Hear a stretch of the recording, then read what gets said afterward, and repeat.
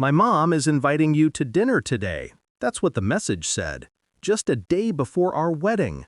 I remember staring at it, thumb frozen above the screen, reading it again and again. Not because it was strange, but because it felt rehearsed. He never called her mom. He always said mama. It was a small thing, but I've learned betrayal rarely enters loudly. It slips in through the cracks, in a misplaced word, a sudden change in tone, a look that lingers too long. We met 4 years ago in Florence. He was an architect, building futures out of marble and arrogance. I was a translator, good with languages, better at reading people. He said I had the kind of eyes that made him confess things he shouldn't. I should have listened closer to what he confessed. He loved that I spoke Italian, said it made me sound like sin wrapped in silk. His mother, Lucia, adored me at first, or pretended to. She'd kiss both my cheeks and call me cara mia, my dear, but her eyes never matched her smile. When he proposed, Lucia's congratulations came a heartbeat too late. I noticed. I notice everything. The shift began subtle. Late nights became emergencies. His phone was always face down. He started showering before bed, something he never did. Then, one night, I smelled her perfume on his collar. Not the kind from a bottle, the kind that lingers in sheets. I didn't cry. I simply made tea, sat in the dark and made a list. Names, dates, inconsistencies. A translator's work, piecing together the truth from fragments.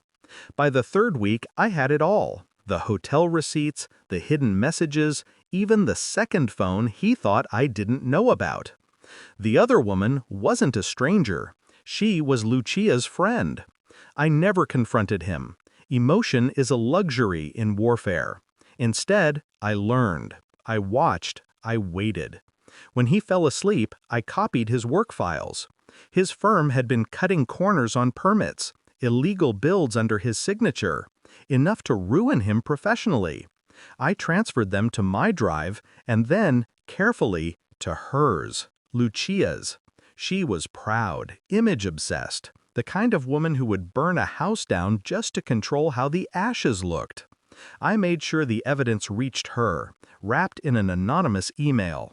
The next morning, she called him. I listened from the hall. "Que sciocco che sei," she hissed. "What a fool you are." That was the first crack in their perfect facade. And then came the dinner, the message I mentioned. He looked nervous that evening, tugging at his cufflinks like they were strangling him. Lucia greeted me with a kiss, her lipstick immaculate, her eyes colder than marble. We sat at her long mahogany table, the one she used for performances, not meals. She poured wine like blood into crystal glasses. Dinner was cordial, too cordial, the kind of politeness that hides poison. At one point, Lucia leaned toward him, said something in Italian, something soft, cruel. He laughed. I didn't. Before leaving, I smiled, took my mother-in-law by the hand, and said in perfect Italian, "But not yet, not yet, because first I needed her to relax." I complimented her risotto, told her she was radiant. She almost believed it. Then, as the night waned and the plates cleared, I stood. "Thank you for the lovely evening," I said. She took my hand. Her rings pressed into my skin. "Of course, cara mia. Tomorrow will be a beautiful day." That's when I leaned in, just close enough for only her to hear. In flawless Italian, I whispered, "Your son should have deleted the photos, especially the ones you sent him." Her smile vanished. Her pulse stuttered beneath my fingers. She tried to speak, but I tightened my grip, nails grazing her wrist just enough to remind her I knew.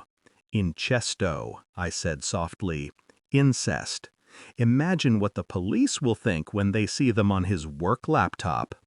Then I smiled, warm, polite, practiced, and let go. I left her dining room in silence, the echo of my heels cutting through the marble like gunfire. He followed, confused. What did you say to her? I kissed his cheek, just wished her good luck tomorrow. He didn't sleep that night. Neither did she. By morning, the police raided his office.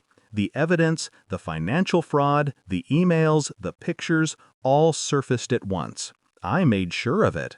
Lucia's name was buried in the metadata. Her reputation died before she could even defend it. He called me once, days later. His voice trembled. "You did this?" I said nothing. Just listened to his breath break, the way mine once had. Then I hung up. The wedding never happened. The venue canceled. The flowers went to waste. But I still wore the dress, not for him, but for the mirror, to remember what survival looks like when it stops being polite. I took my tea that morning by the window, same as the night I found out. Only this time, there was peace.